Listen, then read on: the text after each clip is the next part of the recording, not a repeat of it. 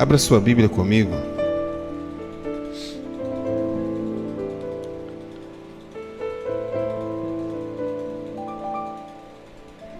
No livro de Josué, capítulo de número 24. Livro do profeta Josué, capítulo de número 24.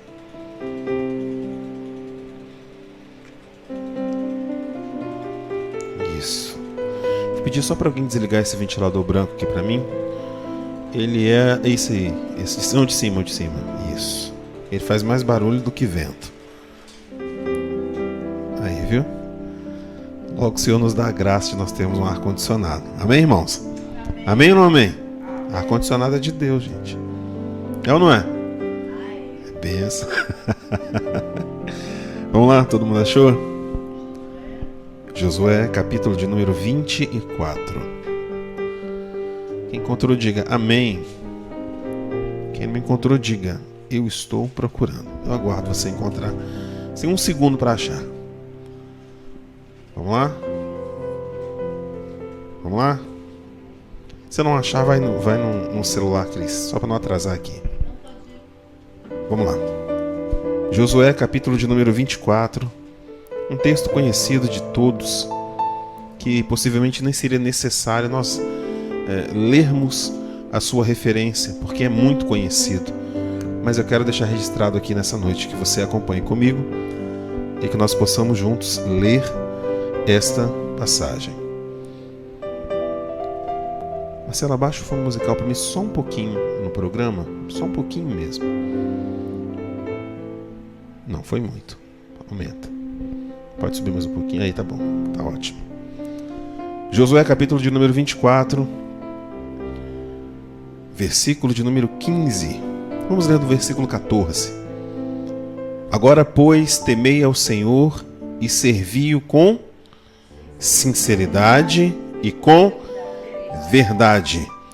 Lançai fora os deuses os quais serviram vossos pais da além do rio no Egito e servi ao Senhor. Porém, se vos parece mal aos vossos olhos servir ao Senhor, escolhei hoje a quem servais.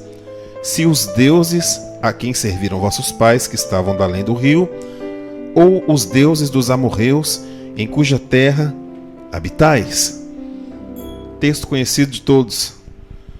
A última parte do versículo diz: porém, eu e a minha casa serviremos ao Senhor. Você lê só o finalzinho comigo agora? Vamos lá? Lê bem alto para que possa sair aqui. Porém, eu e a minha casa serviremos ao Senhor. Senhor nosso Deus, nosso Pai, nós te damos graça mais uma vez, Deus. Nós adoramos ao Senhor na beleza da tua santidade, Deus. Estamos aqui neste lugar, reunidos, meu Deus, assim como os teus discípulos nos tempos antigos, onde o Senhor nos deixa a garantia do penhor da tua palavra, que é o teu Espírito Santo, que nos garante que onde houverem 2 ou 3 reunidos no teu nome, ali o Senhor estaria. Por isso nós cremos na presença do Senhor neste lugar, meu Deus. O Deus vivo, o Deus de Abraão, de Isaac e de Jacó, o Deus do nosso Senhor Jesus Cristo, que o ressuscitou dentre os mortos e o elevou aos céus e enviou o Espírito Santo para este lugar. Nós cremos na tua presença neste lugar, meu Deus. Um Deus que cura, que transforma, que liberta. É no Senhor que nós cremos, meu Deus. Abra os nossos corações, Deus, para que nós possamos receber a tua palavra como uma semente que é lançada numa terra fértil e que ela venha produzir a 30, 60 e a 100 por um através das nossas vidas, para que nós possamos alcançar a tua vontade. Fala conosco, meu Deus, nesta hora, em o nome santo de Jesus. Amém? Amém ou não amém? Eles estão fracos hoje. Amém ou não? Josué, ele foi um grande homem na terra.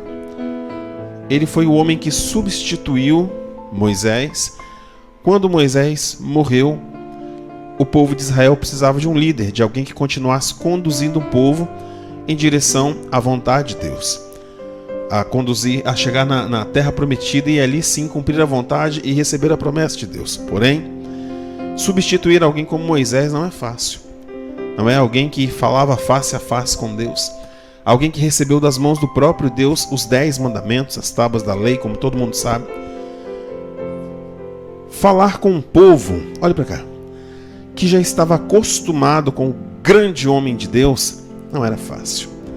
Imagina Josué, jovem, chegando diante de uma igreja, um povo já calejado, já acostumado a ter os seus costumes, né, os seus hábitos, aquilo que a gente vai ficando velho na igreja, vai se acostumando.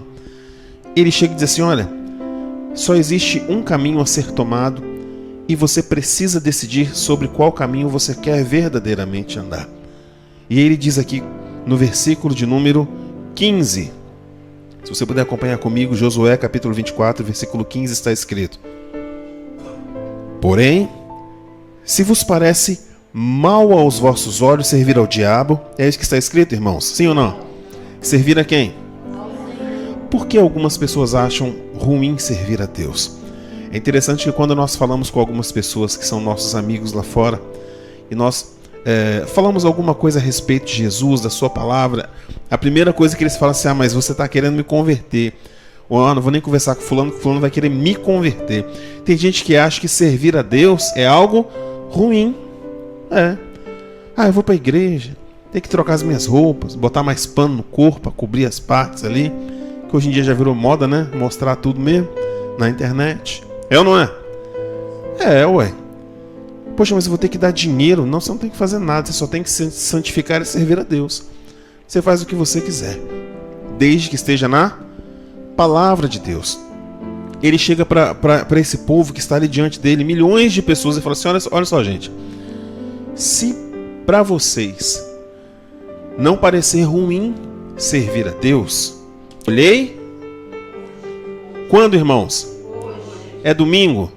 É na próxima ceia? É no próximo culto? Quando que é? Por quê? Porque o poder da sua escolha cabe apenas ao agora. Quem de nós garante que vai estar aqui domingo? Quem tem a certeza, falando: domingo eu estou aqui em nome de Jesus. Domingo nós estaremos aqui como a palavra de Deus nos ensina a fazer. Ele diz que nós devemos, se Deus quiser ou permitir, nós faremos isso e aquilo. Isso mostra a nossa reverência ao nosso Deus, onde nós entendemos que todo o controle de todas as coisas está nas mãos do Senhor. Hoje cedo eu saí para fazer um monte de coisa que eu havia planejado ontem.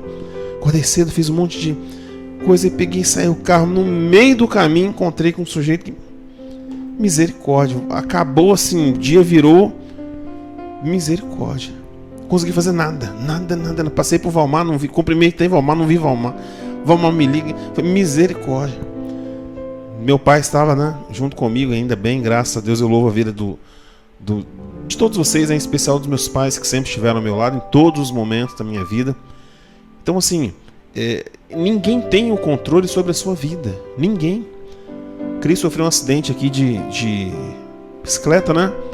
Onde ela saiu para poder cuidar do seu corpo, fazer ginástica. No primeiro dia que ela tinha sido curada de chikungunya, na hora que ela desce a ponte ali, quebrou a perna, está 3 meses com a perna enfaixada. Ninguém sabe o dia de amanhã.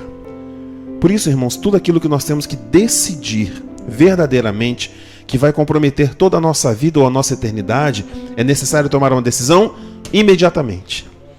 É isso. É imediatamente. Tem coisas que dá pra gente tentar esperar, mas tem outras que não dá. Olha o que ele diz aqui, verso 15. Porém, se vos parece mal aos vossos olhos servir ao Senhor, escolhei hoje a quem servais. Se os deuses a quem serviram os vossos... Já ouviu aquela história? Eu nasci assim, eu cresci assim, vou morrer assim, Gabriela. A antiga música que dizia isso, né? Eu nasci nessa religião, fui criado nessa religião, fui batizado nessa religião, fiz isso, porque meu pai, minha mãe, meu avô, todo mundo era, e assim eu vou morrer. Já ouviu isso? Alguém fala isso? Pois é.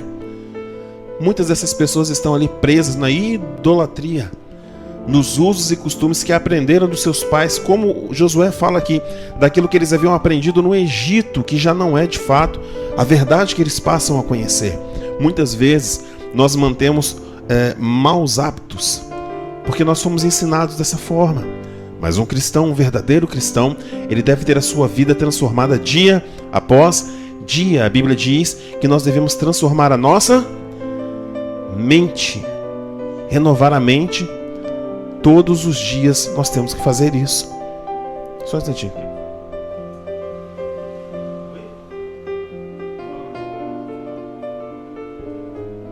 Ah, não. O Marcelinho está manifestando aqui. Vamos lá. Versículo 15. Porém, se vos parece mal aos vossos olhos servir ao Senhor, escolhei hoje a quem servais, se aos deuses que serviram vossos pais, que estavam da além do rio, ou os deuses dos amorreus, em cuja terra habitais. Porém, independente daquilo que vocês escolherem, ele como líder do povo, fala assim, ó gente, o negócio é o seguinte, olha pra cá. Se ouvir a verdade da palavra de Deus te fere, te machuca, te magoa, e você quer continuar levando a sua vida da forma como você escolheu, eu sinto muito. Eu não posso mudar a verdade de Deus, eu não posso mudar a palavra do Senhor. A Bíblia diz no último verso, abre aí comigo rapidinho no Apocalipse, lá no último verso, capítulo de número 22, se não me engano. Deixa eu marcar aqui que minha Bíblia está despedaçando aí. Você riu, né, Melzinha? Tá mesmo aqui, ó, pela minha Bíblia aqui. Abre lá no último capítulo. E eu quero te falar porque da seriedade daquilo que eu estou te dizendo nessa noite. Apocalipse, capítulo de número 22.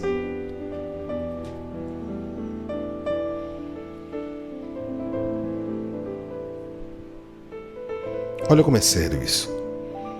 Apocalipse 22, versículo de número 18. Apocalipse 22, 18. Todos acharam? Amém ou não amém? Olha o que está escrito. Porque isso é o apóstolo João falando. Porque eu, João, testifico a todos aqueles que ouviram as palavras de profecia deste livro, que se alguém acrescentar alguma coisa a este livro, ou ao que está escrito, Deus fará vir sobre ele as pragas que estão escritas neste livro. E se alguém tirar quaisquer palavras do livro dessa profecia, Deus tirará a sua parte da árvore da vida e da cidade santa que estão escritas neste livro. Entende o quanto é sério pregar a palavra de Deus, irmãos? Isso não é apenas informação, isso é responsabilidade. Imagine, Simone, que você chega para uma de suas filhas e diga assim: vai lá na casa do pastor e fala com Cris que eu pedi para ela passar aqui depois do almoço, 1h da tarde. Muito claro, não é?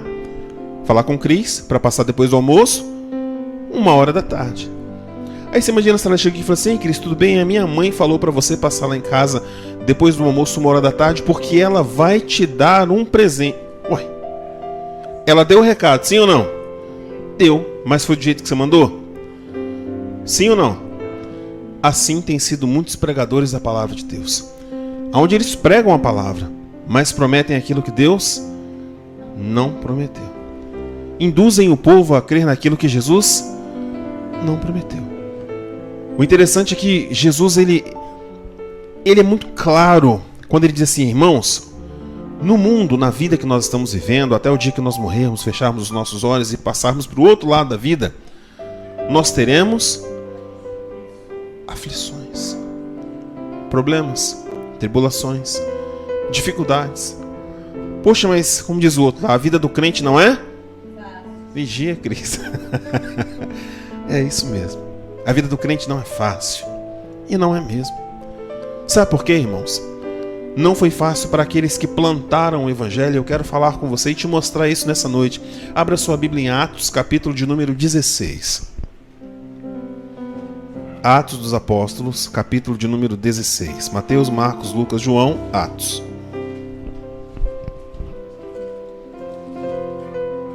Você que está em casa acompanhando a nossa transmissão, também pode acompanhar através da tela. Você pode mandar a sua mensagem. A gente não vai ler, né? Mas nós vamos ver. Não vamos ler no ar, mas nós vamos ver. Todos acharam? Sim ou não? Achou aí? Atos 16. Você achou Atos 16?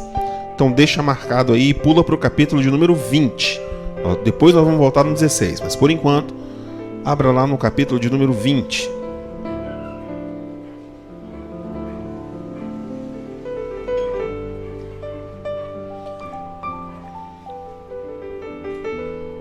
Todos acharam? Vamos lá rapidinho. Atos, capítulo de número 20.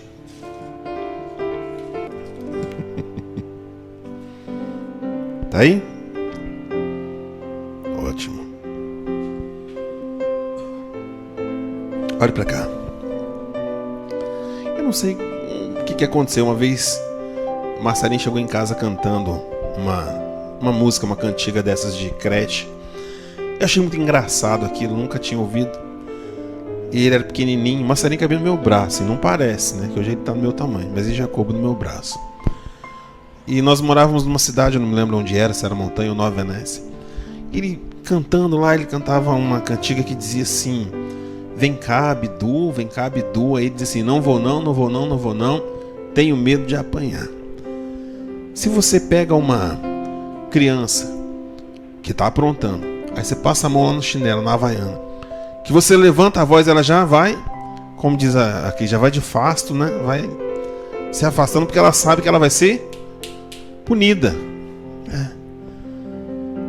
Quem sabendo que iria ser punido, ou iria sofrer alguma coisa, iria fazer algo? Nenhum de nós, né? Pessoa inteligente faria isso. Mas, como Jesus ele nos disse, e ele foi bem claro, que nesse mundo, nessa vida, nós teríamos problemas, sim.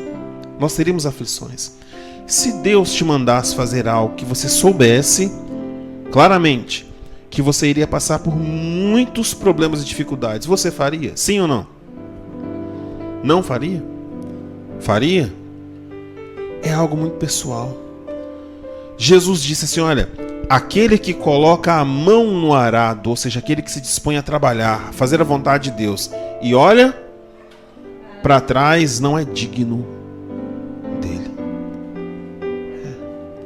O apóstolo Paulo, ele teve uma revelação do Espírito Santo, aonde o Espírito Santo não promete a ele riqueza, fama, glória, nada disso. E eu quero te dizer algo muito interessante: Deus não engana ninguém. Você se lembra naquele momento que Jesus ele foi levado ao cume do mais alto monte, e ali o diabo vira para ele e fala assim: se prostrado me adorares, todos os reinos da terra eu te darei. Quem prometeu fama, glória, riqueza, prosperidade, saúde, tudo foi Satanás. Poxa, mas então a gente só vai ter problema? Não. Nessa vida nós vamos ter tristezas, alegrias, vitórias, derrotas, porque nós somos todos iguais. Aquilo que nós esperamos verdadeiramente, a nossa recompensa, mãe, não está aqui nessa vida, está no além, na eternidade. Onde a palavra do Senhor nos garante que não haverá mais tristeza, nem choro, nem dor, nem morte, nem nada disso, porque as coisas velhas se passaram e eis que tudo se fez novo. Nós caminhamos em direção ao reino de Deus. É isso. Por isso que não vale a pena a gente passar a vida lutando para conquistar apenas coisas aqui na terra. Jesus nos ensina a juntarmos tesouros no céu, a ser rico, milionário, bilhardário, trilhardário lá em cima, aonde ninguém pode roubar aquilo que você vai juntar, ninguém, sabe? Mas quando Deus ele chama o apóstolo Paulo para pregar a sua palavra, olha o que está escrito aí no capítulo de número 20, foi isso que eu falei? 20, não foi? Isso. Eu vou ler a partir do verso 17 rapidinho, que o nosso tempo está acabando. Atos 20, 17. De Mileto mandou a Éfeso chamar os anciãos da igreja. E logo que chegaram junto dele, disse-lhes: vós bem sabeis, desde o primeiro dia em que entrei na Ásia, como em todo esse tempo me portei no meio de vós, servindo ao Senhor com toda a humildade, com muitas lágrimas e tentações que pelas ciladas dos judeus me sobrevieram, como nada que útil seja, deixei de vos anunciar e ensinar publicamente e pelas casas, testificando tanto aos judeus como aos gregos a conversão a Deus e a fé em nosso Senhor Jesus Cristo. Olha o que diz no verso 22. E agora, eis que, ligado eu pelo Espírito, vou para Jerusalém, não sabendo o que lá me há de acontecer. Mas olha o que ele diz no verso 23. Senão o que o Espírito Santo, de cidade em cidade, me revela, dizendo que me esperam prisões e tribulações. Você iria nessa missão? Você iria? Sabendo, tendo a certeza que Deus falou com você assim: olha, você vai, eu vou ser contigo, mas você vai passar um perrengue terrível. Você iria? Essa é a vida cristã, sabe? Isso é o Evangelho de Cristo. Nós somos chamados para ser participantes da glória, mas também das lutas. Nós somos chamados a sermos mais do que vencedores, mas Ele também nos ensina a tomar a nossa própria cruz e segui-lo. Da mesma forma como Josué estava diante daquele povo e falou assim: olha, se vocês quiserem servir aos deuses de barro, de pedra, como os pais de vocês faziam, fiquem aí. Porém, eu e a minha casa serviremos ao Senhor. O milagre mais falado de Jesus Cristo, que todo mundo sabe, que Ele multiplica pães e peixes ali. A Bíblia diz que naquele dia comeram mais de 5.000 homens daquela multiplicação, fora mulheres e crianças. Quando Jesus termina de alimentar o povo, ele é ovacionado, o povo começa a adorar e glorificar Ele. Sim ou não? Não. Porque o povo só queria, gagal, queria mais. Jesus, depois que estava todo mundo satisfeito, falou assim: gente, ei, olha pra cá. Eu vim para perdoar pecados, morrer pelos seus pecados e te dar a vida eterna. Mas para isso é necessário que você se arrependa e hoje mude de vida. Assim como nós lemos lá em Josué. E ele começa a falar: vocês que praticam a iniquidade, que vivem dessa forma, que andam dessa forma, que procedem assim, que têm uma mente assim, um coração assado, vocês não vão herdar o reino dos céus. E Jesus começa.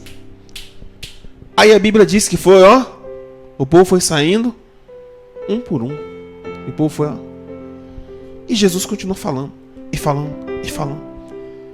A Bíblia diz que Pedro chega perto de Jesus, dá um puxão nele assim, fala: Senhor, Jesus, o povo está indo embora. O povo está saindo da igreja. Aí Jesus vira para ele e fala assim: não, gente, eu errei, não foi bem assim, vocês entenderam errado. Jesus não queria ser cancelado, como muitos têm hoje medo, né? De falarem aquilo que pensam e creem, com medo do que os outros vão falar. Quando alguém pergunta para você assim: mas poxa, você não é cristão?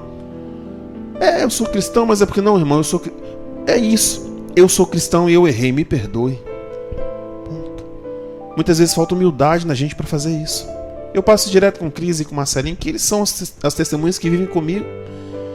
Às vezes Cris chega e fala comigo alguma coisa assim, eu tô atarefado e falo: Cris, não, agora não. Aí depois eu paro e falo: Cris, aquilo. Ela fala: eu já te falei. Meu bem, me desculpa. Eu não prestei atenção, eu tava com a cabeça a mil. Nós temos que ter o mínimo de humildade em fazer isso com os nossos filhos também. Faça isso com o Marcelo, vira e mexe, eu estouro aqui em casa com o Marcelo. Vem cá, desculpa, eu errei com você. É simples assim. Isso pode parecer uma bobagem para você, mas são as pequenas coisas que constroem um relacionamento e nos levam aos céus. A Bíblia chega a dizer: não irriteis os vossos filhos. Isso está escrito na palavra de Deus. E tem pai e mãe que nunca estão satisfeitos, que nada tá bom, que nunca presta. Conhece alguém assim? Vigia, não cutuca ninguém não. Porque isso também faz parte da vida.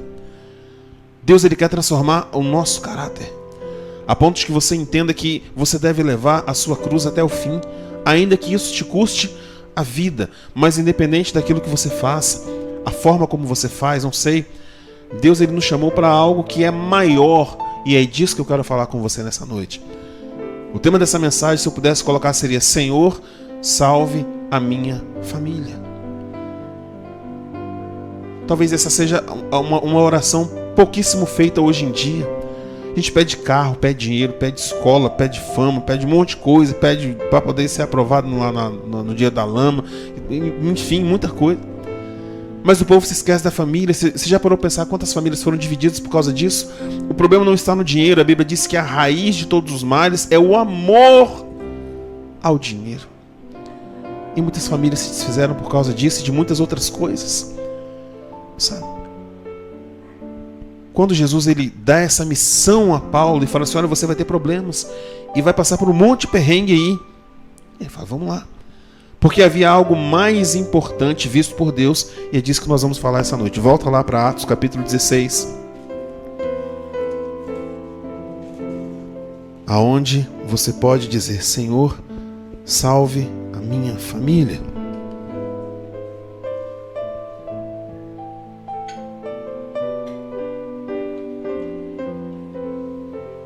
Eu me lembro que no ano de 1999, mais precisamente, cheio de mosquitinho aqui, mais precisamente em junho de 1999, eu ainda fazia parte de uma banda, tocava teclado numa banda. Os mosquitinhos estão voando aqui, mas faz parte, depois eles vão embora. E um amigo me convidou para ir à igreja, primeira igreja batista, ali em frente à rodoviária, no centro de Conceição da Barra. Lá fui eu, todo esquisito, magrelo. Eu já fui magro um dia. Foi. Cheguei na igreja todo esquisito, todo estranho. Olhei para as paredes, não vi nada. Falei: meu Deus, que lugar esquisito é esse? Que monte de banco de madeira. Povo velho. Falei: o que eu estou fazendo aqui? Eu tinha acho que 15 anos, sei lá. Estava ali, o pastor pregou e falou um monte de coisa e tal. E naquele culto eu ouvia um louvor chamado Rompendo em Fé. Vocês devem conhecer. E aquilo entrou no meu coração. E Deus foi me tocando naquele momento. Eu não entendia nada. Quando eu assustei, eu já estava lá na frente me entregando ao Senhor Jesus. Entregando a minha vida ao Senhor. Eu achava que dali para frente tudo seriam flores, tudo seria maravilha, tudo seria... E a gente no primeiro amor, a gente quer fazer com que as pessoas entendam, com que as pessoas mudem, com que as pessoas... Não é isso? A gente quer chegar e fazer isso. Eu me lembro que eu cheguei em casa, minha mãe tinha um abajurzinho desses de cabeceira de cama, que era a cabeça de uma imagem. E eu cheguei falando: mãe, isso aqui é o Satanás, e você tem que jogar fora porque o diabo vai destruir a sua vida. E não sei... Falta de sabedoria. Não foi, mãe? Porque a gente quer a qualquer custo livrar os nossos do inferno. Porque nós sabemos que só há um caminho que conduz à salvação. Hoje eu tenho a graça de poder testemunhar isso. Eu batizei os meus pais. Os meus pais estão aqui, a minha família está aqui. Sabe? Deus tem isso para a sua vida. Talvez você não acredite. Eu estou falando de 1999. Quem é bom de matemática tem quantos anos aí? Vão fazer 23 anos. Depois de 23 anos. Mas está aqui. Os seus olhos podem ver. Você que está aqui na igreja, no prédio. Quando Deus ele nos chama para uma missão, Ele não está te enviando apenas para aquilo que os seus olhos veem. Ele tem algo, Simone, maior e acima daquilo que os nossos olhos podem ver. Quer ver? Atos capítulo 16.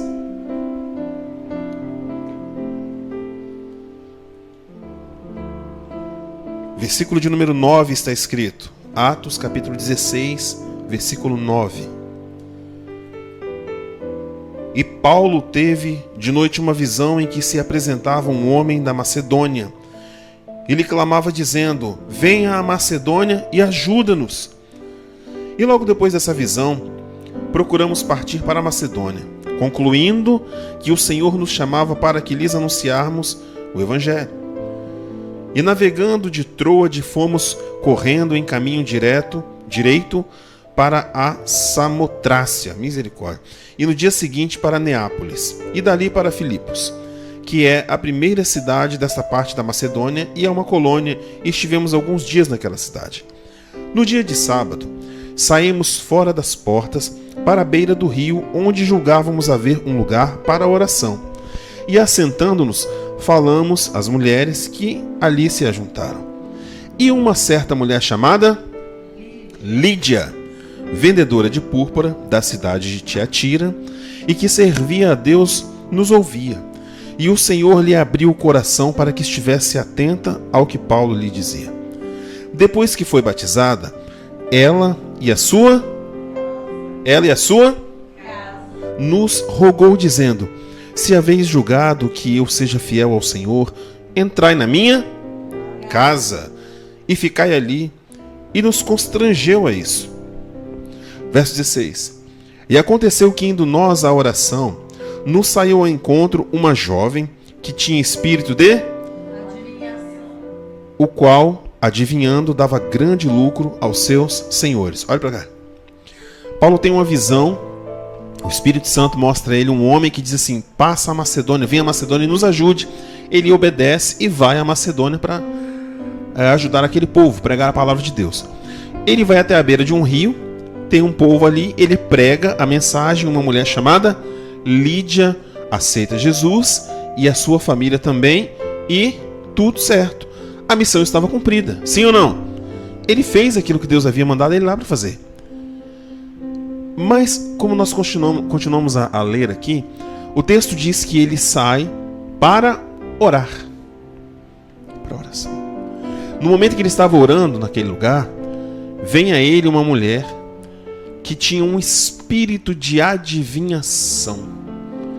E essa mulher, ela era explorada pelos seus senhores, pelos donos dela. Ela era uma escrava, onde ela ficava ali naquele lugar, sabe Deus quanto tempo, sem comer, sem beber. O pessoal que gosta de ver negócio de Big Brother, o povo se deixar e fica 2, 3 dias em pé lá na chuva, faz xixi na roupa por causa de um carro. Faz ou não faz? Isso mantém as pessoas presas ali, observando, olhando aquela programação que não acrescenta em nada na sua vida. Nada, só te faz perder tempo e gastar energia. Mas no caso de Paulo, ele olha para aquela mulher ali no centro daquela praça e vê uma fila quilométrica de pessoas que vinham até a ela e ela adivinhava. Como é que é o nome da minha mãe? Alda Maria Antônio Nascimento. Foi. Aí falava para ela assim: quantos anos eu tenho? Ela falava 38. Mas parece que tem 50 já. Imagina. Eu falei: gente, essa mulher tem. Um dos meus tios, uma vez nós estávamos conversando na praça e falando sobre religião, ele falou: eu não gosto desse negócio de religião de crente, mas também não gosto de religião católica, eu gosto do Pemba. Eu falei: misericórdia. Eu falei: por quê? Ele disse assim: uma vez eu fui a um lugar, a um centro, né? E chegando lá tinha uma mulher que me revelou minha vida inteira. Ele falou isso pra mim. E eu fiquei pensando naquilo. Será que era o mesmo espírito que estava nessa mulher aqui? Porque os senhores daquela mulher não permitiam nem que ela levantasse daquele lugar, porque eles ganhavam dinheiro com as revelações dela.